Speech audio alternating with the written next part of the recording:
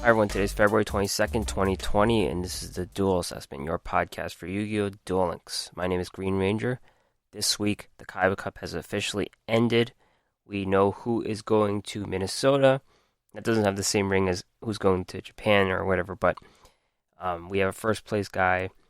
Go over some of the decks of the top three players, and not to the surprise of anyone, they're all well-known players in the Duel Links meta community, so when we're talking about top players in this game, they are really the top players.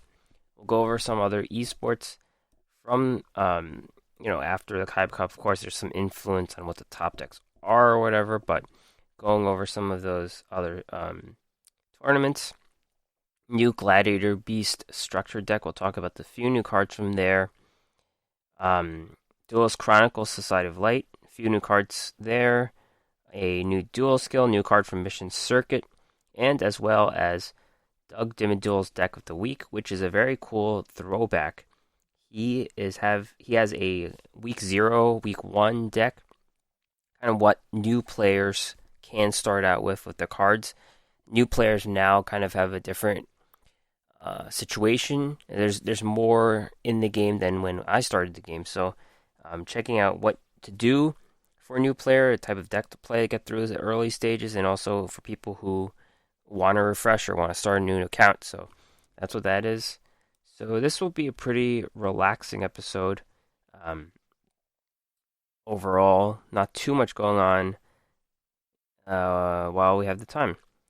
So in my week in the Duel World, let's talk about KC Cup. My global rank ended up being I got in the top 10,000 global. It's 9,230, but I was outside of the top 500 for North America. Last Kaiba Cup, I did get the that top 500, but I didn't really care this time. And I was playing with a 55% win rate with the Synchro Toolbox deck. Anyone who has listened before, when I brag about my win rate, it's typically 58. If you average out all the things I've ever done, around 58. So I was playing a little bit worse than normal, but I was doing it with the Synchro Toolbox deck, it's a deck with a ton of weaknesses, but it's a rogue deck, one turn kill deck, so that it had a lot of factors going into it, and it's very fun. I've changed the deck a little bit since the Kaiba Cup.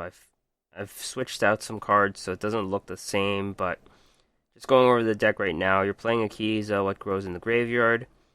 The core of the deck is the Angel Trumpeter. Level 4 plant, normal monster, so that's a level 4.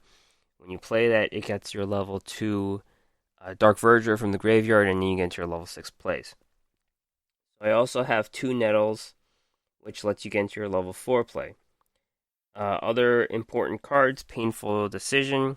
I have 2 of this. This is just an extender for Angel Trumpeter, so you have 5 cards to start out with. It also helps dispose of an Angel Trumpeter for your Battle Tuned. You run 3 copies of Battle Tuned. Pretty much your concentrating current of the deck. It's a very good card. And 2 copies of Chaos Hunter. This is pretty much a tech choice against the meta.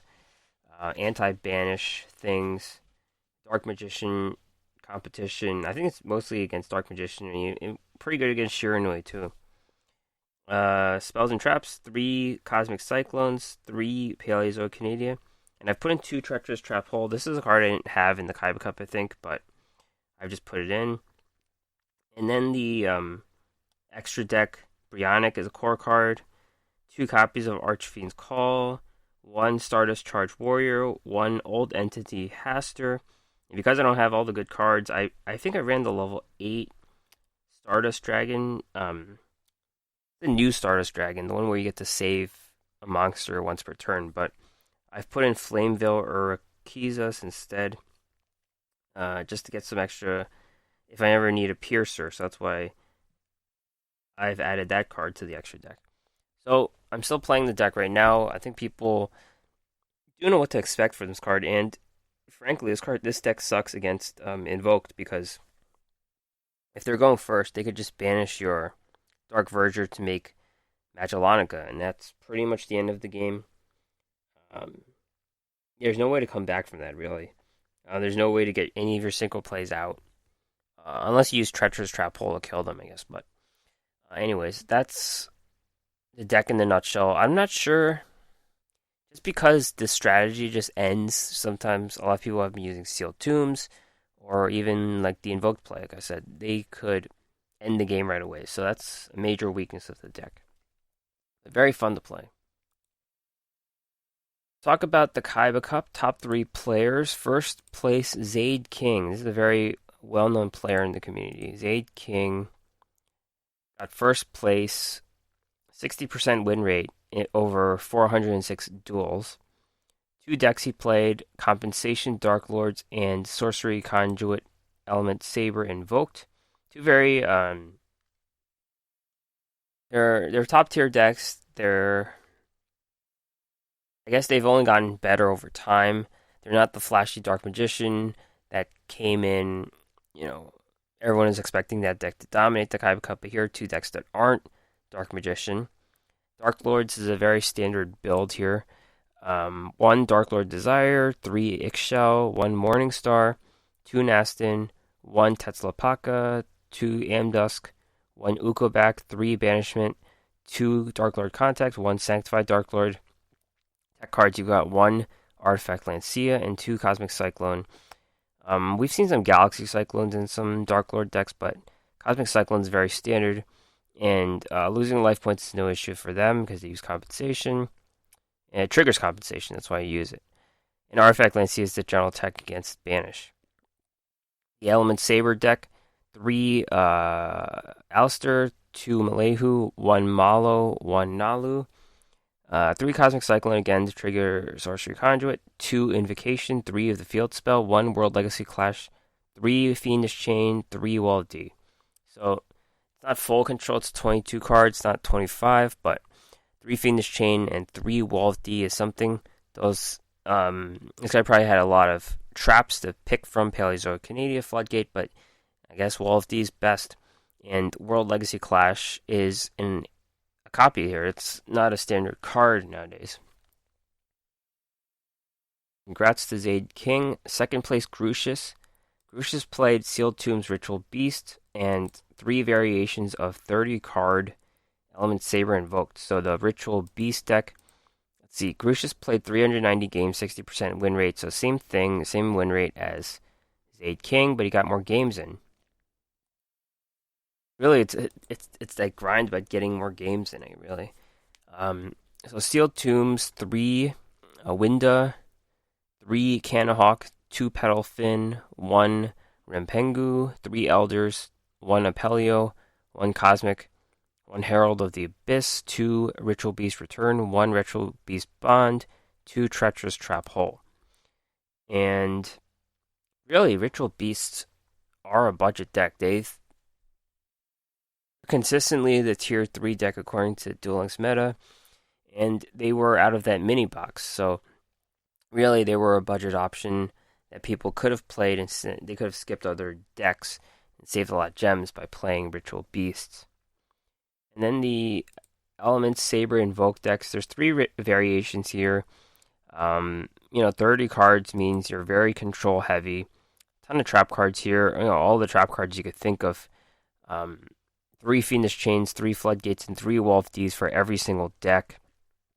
Some run Drowning Mirror Force, some run Dimensional Prison. And, yeah. And third place, -1, another well-known player. 380 games, 62% win rate. So out of the top 3, I think he had the highest win rate. 380, he was just off of Grucius. Grucius played 10 more duels with a 2% lower win rate, and he still got 3rd place. Yeah, interesting. So really, it's not really about the win rate, it's about how many games you get in. Anyhow, Silent Dark Magician and Element Saber Invoked. Silent Dark Magician's this is a cool deck because it has Legion the Fiend Jester, which is a very, very OG ramp card. It's from Flame of the Tyrant, which was the first mini box, I believe. it was the third box overall, but the first mini box. Um, yeah, so this deck is one level 8 Silent Magician, three regular Silent Magician, two Legions, three Magician's Rod, three Dark Magician, three Dark Magic Circles, one Illusion Magic, three Navigation, two Treacherous. Notable thing about this deck, there's no Eye of Timaeus, um, no Magician of Dark Illusion either, so, this is a very unique deck. Definitely a rogue deck in terms of Dark Magician, throwing in the Silent package as well. And then the Element Saber decks, two variations that are a bit different. One variation has three Wall of D's, three Fiendish Chain, one World Legacy Clash. I guess this is more of the attrition deck that you could just end them with Invoked Purgatrio, hit them three times, and you'll win. The other deck is more, I don't want to say control heavy, but there's two Artifact Lancia against Banish, two Treacherous. This is more of a clear the field type deck. The other one's more, let's wear you down and hit you with Purgatrio deck. Yeah, that's the best way to say. So those are the top three decks from the Kaiba Cup. Congrats to everyone who did very well. Let's talk about Meta Weekly, Duel Links Meta Weekly 112. First place Luxon with Sealed Tombs Shiranui. The deck's moving away from the grass, and the 20 card version really excels because the deck doesn't have, as a very lean core, 11 or 12 cards, and then you throw in the best techs against the meta. So the core of this deck is 2 Solitaire, 3 Squire, 2 Spirit Master, 1 Shade, 2 Spectral Swords, and 2 Gold Sarcophagus. Throw in tech cards, you've got Sirikaribo, 2 Cosmic Cyclone, 1 Forbidden Lance, 2 Econ, and 2 Fiendish Chain. Second place Herbal with Compensation Dark Lords. Not much to say here again. You're taking the first Zaid King's Dark Lord deck and you switch out one card. There's no Artifact Lancia and there's a Galaxy Cyclone. That's the only difference here. Dark Lords are going to be consistent. This is going to be a deck they run until something gets nerfed again. Top 4, Raw, Sorcery Conduit, Element Saber, Invoked. This is not a control-heavy version. 2 Fiendish Chains and 3 Floodgates, that's it. This also is notable for including Element Saber Hyena, which is an Earth attribute, and it lets you resurrect monsters from the graveyard. Element Saber Lapuya is gone, since Fiendish Chain and Cosmic Cyclone kind of covers that area. And, yeah. This deck also runs Mirror of Oath in the side deck, which lets you destroy special summon monsters and draw a card, which is interesting. It's a tech against Dark Magician. And Itachi... Is this Itachi? I mixed up the decks. Itachi with 30 card Element Saber Invoked. Yeah, very...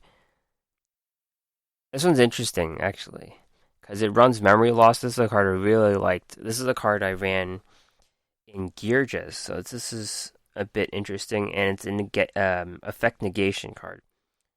This is actually a very good card in this meta. It was always a card that people were borderline about because it never really destroyed the monster, just switched them into defense mode. But it could be a better version. Well, quick play forbidden cards are quick play, so it's good. But this is a trap card that just, they play a monster, it's going to be switched to defense mode, and then you could just win the next turn. So Memory Loss could be a card that I could bring back. This is a very interesting thing. My notes don't note this deck. I messed up the top 4, but Memory Loss is a card to consider again. If you're playing, you have a lot of extra trap cards to throw in. Yeah, Memory Loss definitely covers those forbidden cards. Great, I saw this. Okay. Finally, Battle Phase 37, Duel Links Entertainment Series. First place, Serenity, my monster cards, Dark Cavalry. This is a deck that just showed up. Showed up during the Kaiba Cup, and you saw it a lot.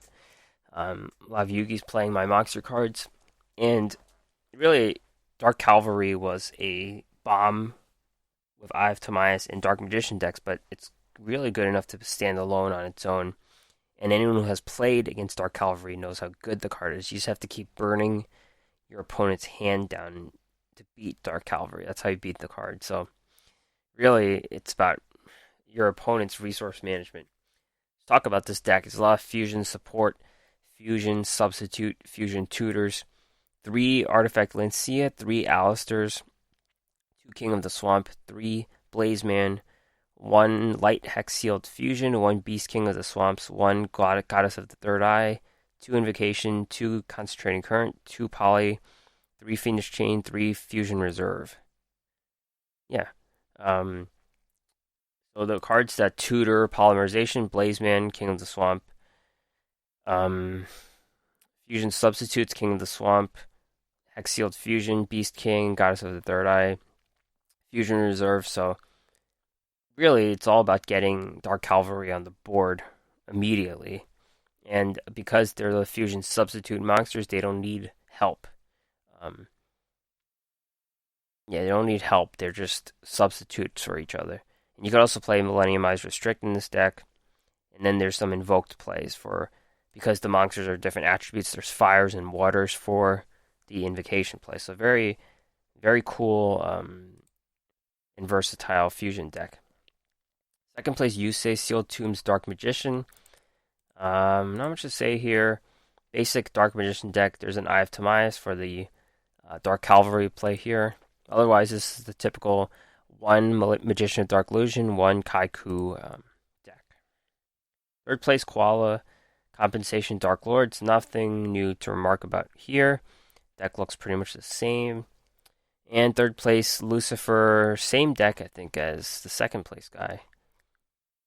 Yeah, well, no, this one's a little different. This one doesn't have Kaiku, and you've got 2 copies of Magician of Dark Illusion. Kaiku is just very anti-banish. So whenever banish cards get weaker, like Shiranui, they start dropping off the meta, you could forget about Kaiku. Alright, so let's talk about the tier list Duel Links meta has after the Kaiba Cup. Dark Magicians and Element Sabers, still top 1. Top tier decks. They've noted that the third place players, Legion, the Fiend Jester, and Silent Magician, have made Dark Magician have a new dimension to it, so the deck is starting to split up a little bit. You don't really know what to expect. Tier 2, Black Wings, Dark Lords, and Shiranui. From my experience, all these decks showed up a ton each in the Kaiba Cup, but they weren't the best decks. They were decks I beat sometimes. Black Wings especially. I think I beat Black Wings a good amount with my deck. Tier 3, Crystron, Cyber Dragons, and Ritual Beasts. Crystrons have moved up onto this tier. And Dark Cavalry have been put into high potential. They're going to get tiered eventually. I think Dark Cavalry is really good. It's all about controlling the hand size. That's how the deck plays. Alright, so let's talk about the structured deck. So this is a Gladiator Storm structure deck EX, and Gladiator Beasts are a very old archetype in this game. The cards were released in 2017, I believe. Yeah, Murmillo and Bestiari. Most of the core monsters are from 2017, so this is like a 2.5-year old archetype in Duel Links. And we've got some new tools here, and the deck also includes unexpected dies. So there's reasons you buy a deck. It's to skip over boxes, I guess, but they gave you unexpected die here. It doesn't really fit with the overall theme of the deck because it only works with 1 Gladiator Beast. That's a normal monster. It's Andal. Doesn't really work for anyone else, but I guess the whole point of this is to make people buy this box, I guess. Let's talk about the new cards and how they fit in. New contact fusion play for this structured deck is Gladiator Beast Geysaris, level 6 Winged Beast Fusion, requires Bestiari and another Gladiator Beast, 2400, 1500. Must be special summoned from your extra deck by shuffling the cards you control to the deck with a contact fusion. When this card is special summoned, you can target up to 2 cards on the field, destroy those, At the end of the battle phase, if this card battled, you can return into the extra deck special summon 2 Gladiator Beasts from your deck except for a Bestiari. So, at its core, it requires Bestiari because it's a bird. It has the same bird head as Bestiari. And Bestiari, if you remember, is a 1500 who, if it's special summoned, it can destroy a spell or trap. So this was a very core card for the deck. This new Contact Fusion destroys 2, and it does require a Contact Fusion. And Gladiator Beasts typically don't have an easy way of doing that. So they have to hit twice. You have to hit once and then get another guy the next turn to do it. Yeah, I think so. So it's probably not going to be like a turn 1 play. Like when your opponent sets stuff, you can't really do this on the first turn. You could do it in the second turn. So popping 2 cards, you can do 1 or 2, says up to 2. So destroy is pretty good. Like if it's destroying back row, your opponent can definitely counter it. They could flip this card face down with Paleozoic Canada. They could hit this card with Fiendish Chain. They could use their Cosmic Cyclone to hit your back row. There's a lot of options. And with the rise of Wall of D, for example, this could be decent. Wall of D is something that could hurt Gladiator Beast because they have to hit through the battle phase to special summon their new monsters. So to do that, you're going to have to hit into Wall of D. So this card can be effective against those battle phase only trap cards, where they could just hit those back row. They can't chain it to this card, and then this card can attack, and then it could unsummon itself, unfuse itself into 2 more monsters. So overall, this is pretty decent. It does require a little bit of setup. It doesn't work right away for Gladiator Beasts. So, and as an extra deck card, that's all you really care about. It doesn't have to be. It's just an option, not really the go-to. There's cards that get protected. Like just being destroyed isn't enough sometimes. Like you have to be banished or something. And this also targets cards. So some cards are anti-target, for example. So, overall, this card's okay, but it's not amazing, I would say. Test Tiger's a level 3 beast, 600, 300. If you control a face-up Gladiator Beast, you can special summon this card from your hand. You contribute this card to target 1 face-up Gladiator Beast you control. Shuffle that to the deck, then special summon 1 Gladiator Beast from your deck. Treat it as a special summon. This is a nice filler card for Gladiator Beasts. It's a free card. It helps you control the board. So you special summon this, then you tribute it, so it's a cost, I guess, but it's free, so it's just a card in your hand. And then you could, shuffle back a monster. You could use Bestiari if you want to control back row. You could use Murmillo if you want to destroy a monster. And then any of the other effects. Sagittarius draws cards. Hoplomus. Increases defense. That's not very useful. Lanista gets a name of a monster. I don't think that's very useful. Dimmaduel is okay. I think Dimmaduel can attack twice. Okay, yeah. Dimmaduel can hit twice. Secutor. You can special summon 2 monsters from the deck. Okay. Thorax. Not very useful. And Laquari. Laquari is not in this structured deck, but Laquari becomes a 2100. So this is a nice filler card. It helps your control aspects better because it lets you pop extra cards with Bestiari or Murmillo, or even Sagittarius to draw cards. Talk about Sagittarius. Level 3 Wind Winged Beast, 1400, 1000.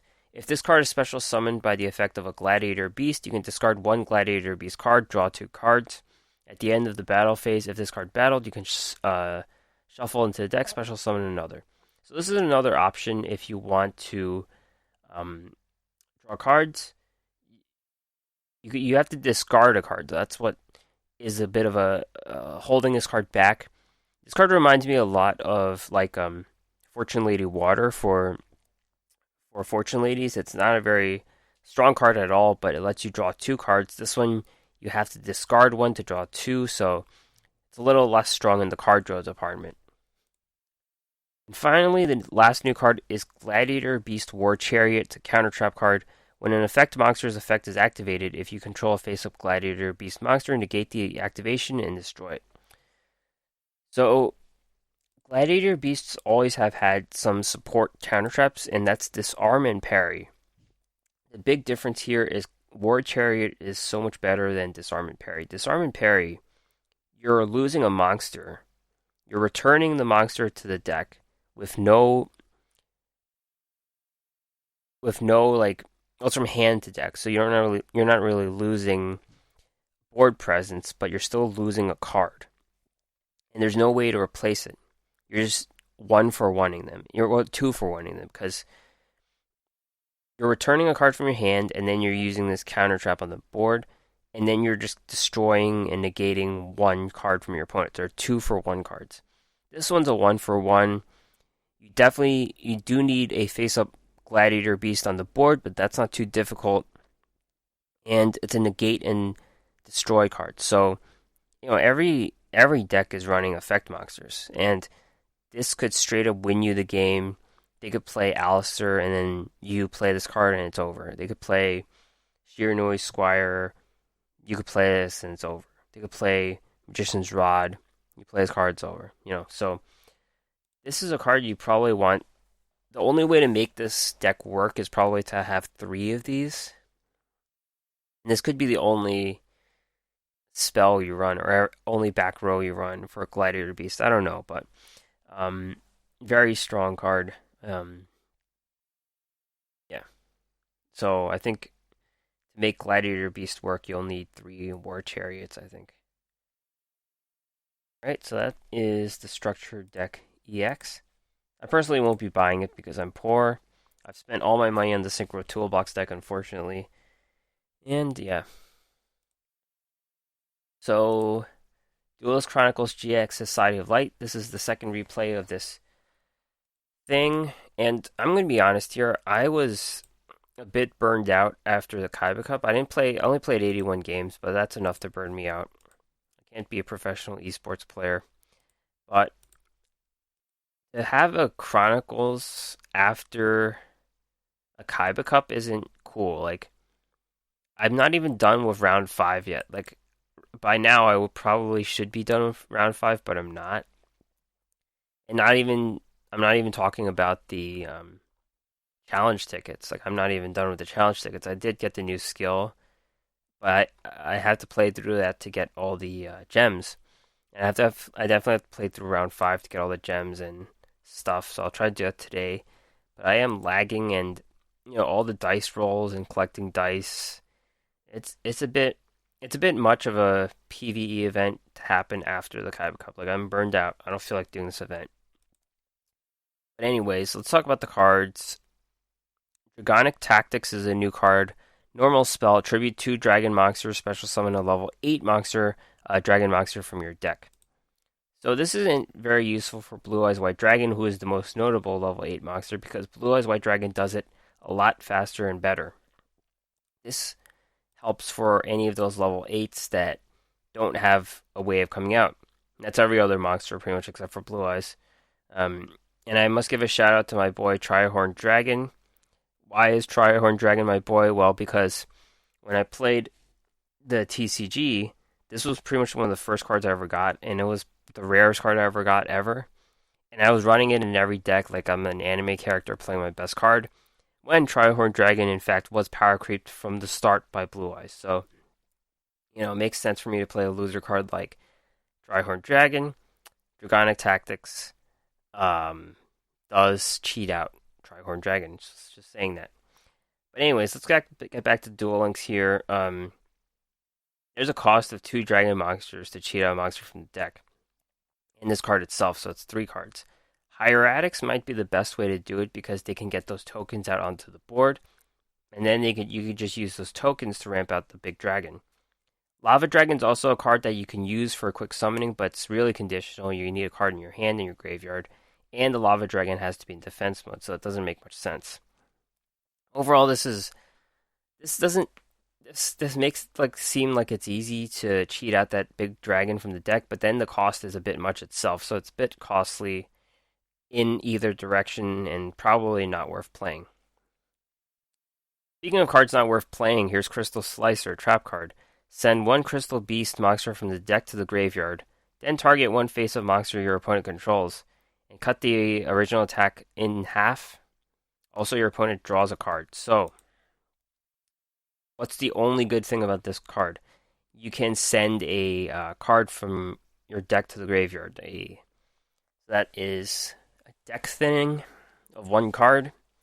Otherwise, the ability is the same as Paleozoic Hallucigenia or Mirror Wall, but worse because this only hits the original attack. Those other Hallucigenia and Mirror Wall will hit, half as half, right?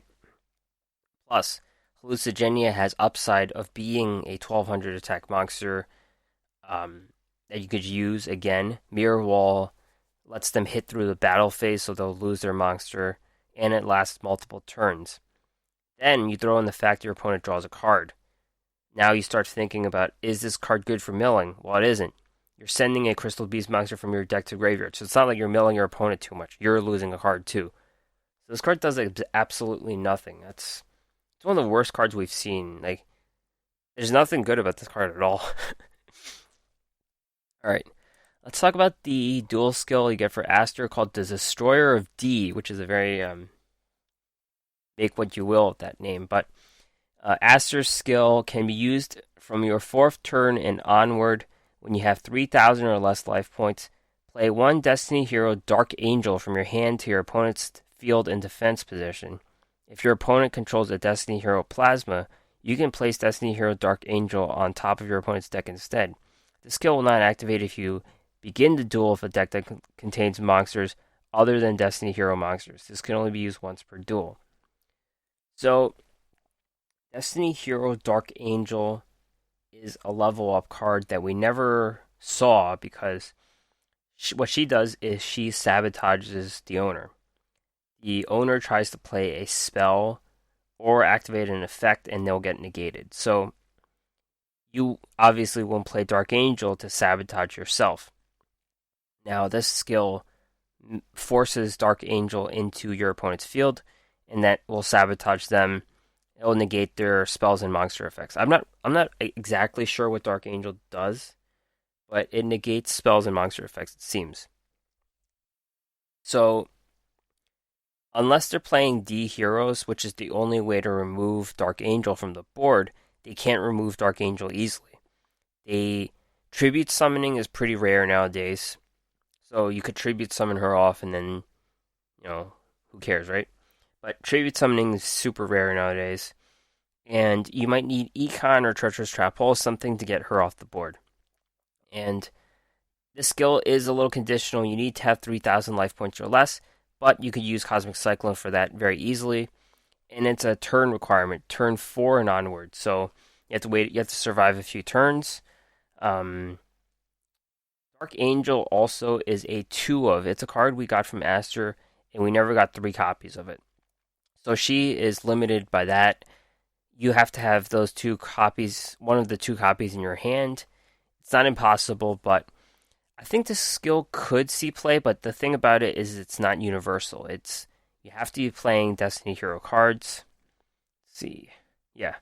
Not even regular hero, like Elemental Hero Stratus probably won't work for this deck. So your monsters must be Destiny Heroes, no Sphere Karibos, no Artifact Lancias. So I do like this a lot.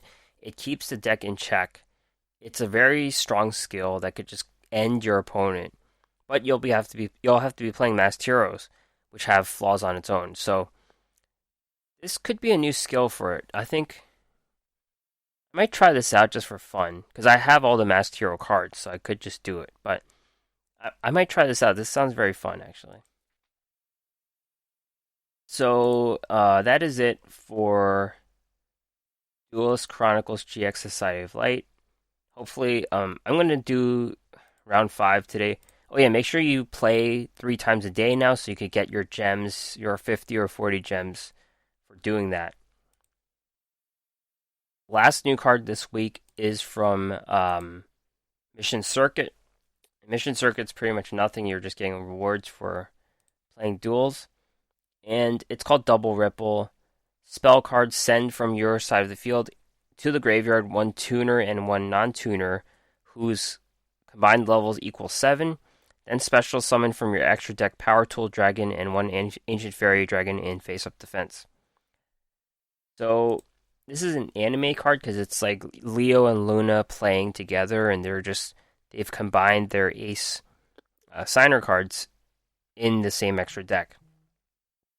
And this does provide very nice value. For the cost of one Synchro Monster, you're getting 2 level 7 Synchro Monsters out. And more importantly, you're getting Ancient Fairy Dragon out. While Ancient Fairy Dragon's in defense mode, it's very good against the field meta because Ancient Fairy Dragon itself, you can, once per turn, just destroy all the field spells on the board. Yeah, you could do it once per turn, you gain 1,000 life points, and then you could draw a field spell if you want to. But it's more about getting rid of your opponent's field spells. And, we are in a bit of a field spell meta with Element Sabers. The Element Saber field is one of the best fields in Duel Links. Sometimes you'll see Necro Valley, sure. That's extra splash against that deck. The throw-in is Power Tool Dragon, which isn't...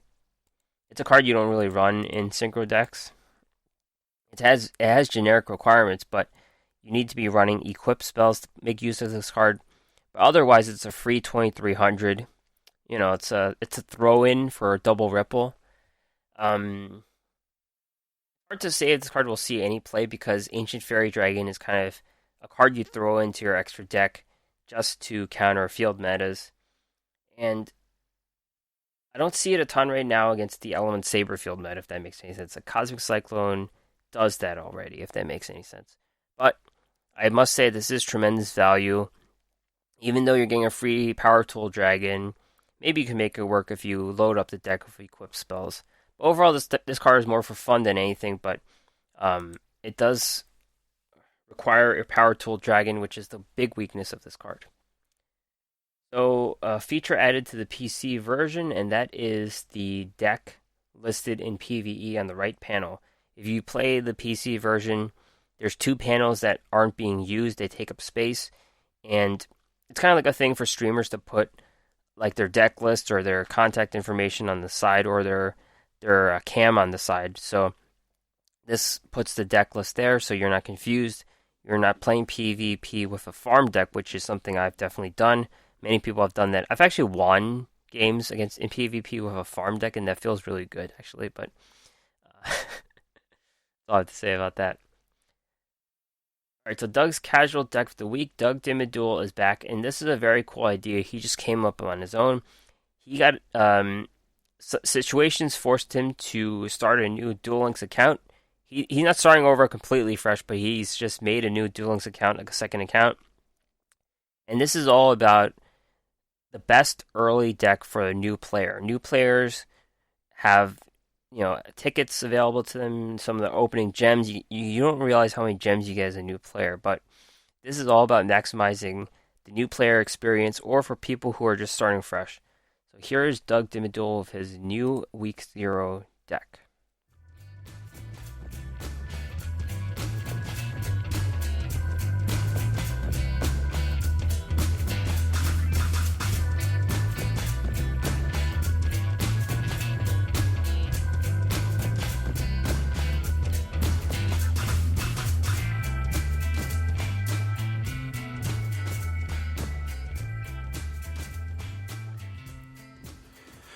Hey there, this is Doug Dimmaduel with Doug's Casual Deck of the Week.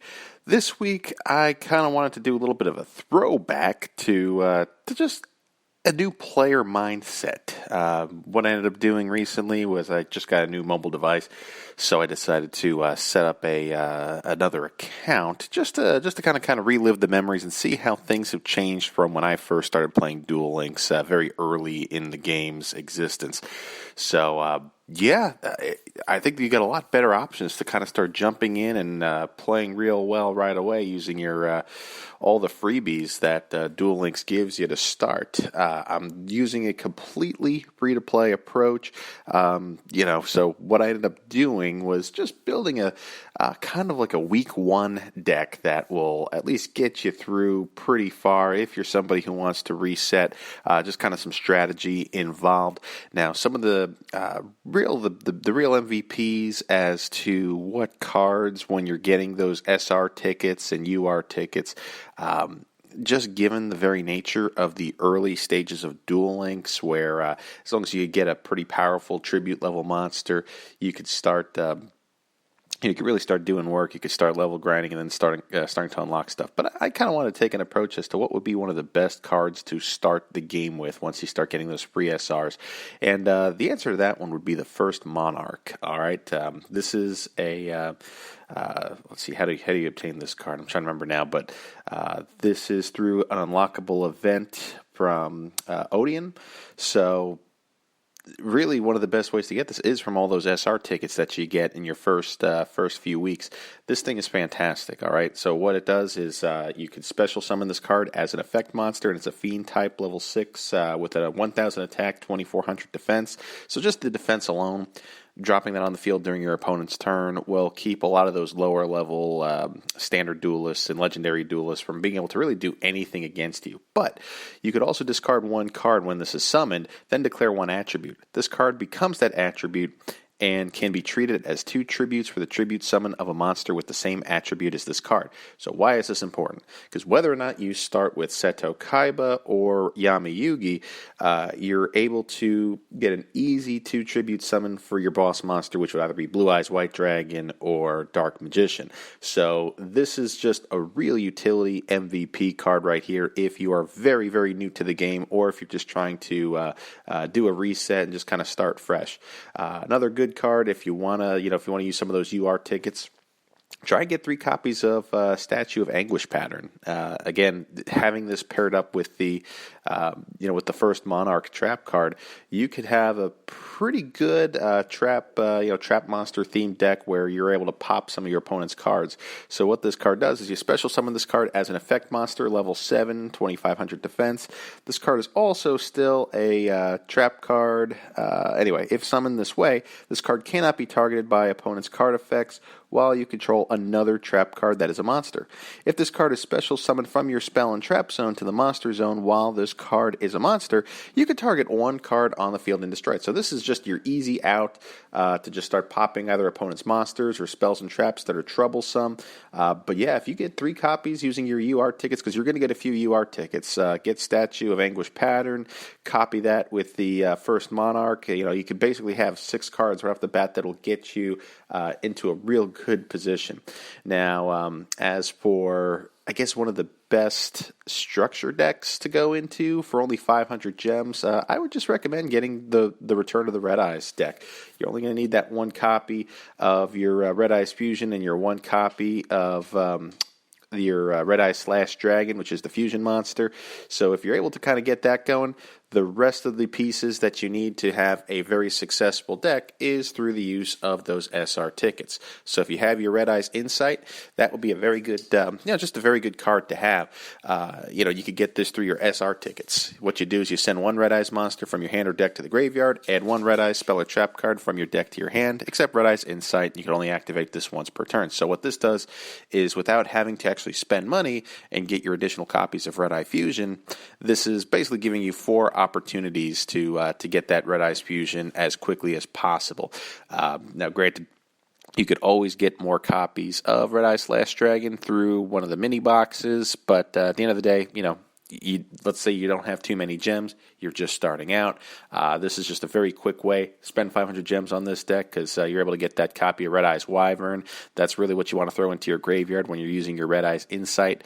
But you also get that 1 copy of Return of the Red Eyes, which is, in my opinion, a pretty good version of that Red Eyes Returns, or whatever that trap card is that you could take a Red Eyes from your graveyard and put on the field. Because this doesn't just specify Red Eyes monsters. it also means any normal monster. So if you're running a Red Eyes, Blue Eyes mix, especially if you're very early on in the game and you have a Blue Eyes in your graveyard, you could always special summon it as long as you have a Red Eyes monster on the field. So, again, this is just a pretty, again, very bare bones, basic, deck, but really just the rest of it is just kind of filling in the deck with whatever beat sticks you could find that are around an 1800 attack monster. I always like to recommend Shaolin the Prophet as a very easy SR to get a hold of through the tickets. Basically what it is a spellcaster, 1800 attack. Once per turn you could declare either spell or trap. Then target one set card your opponent controls in the spell and trap card zone. Look at that target, and if it's the declared type, that card cannot be activated this turn. Once you start to anticipate what your opponents are playing, especially in those lower level standard duelists, you can pretty much lock things down very quickly with that. So that's essentially it. But I kind of just wanted to go through this as a refresher if you decide to maybe make a second account or a third account because you're just kind of bored or you want to do have some more fun stuff to kind of relive the earlier grind of Duel Links. It's I don't know. I always like kind of starting new things, so getting back into it from the starting point, it's pretty enjoyable. But, now that we have a much, much wider base of more effective cards to choose from, starting another Duel Links account within that first week and being able to level grind effectively is very easy to do compared to when I first started the game. I was lucky to get a 1500 attack vanilla monster, let alone some of the arsenal of cards that you're able to get virtually immediately in the game. So, yeah, that's just kind of my take on on what I like to call a week 0 or a week 1 deck when you have a new account. But take advantage of those trap monsters. There's some really good ones, and you're able to get them with the SR and UR tickets that Konami's going to throw at you when you make a new account. So anyway, that's kind of what I got for you. This is about as casual of a casual deck that I could get. So anyway, that's it for my casual deck this week. I will see you next time. Take care.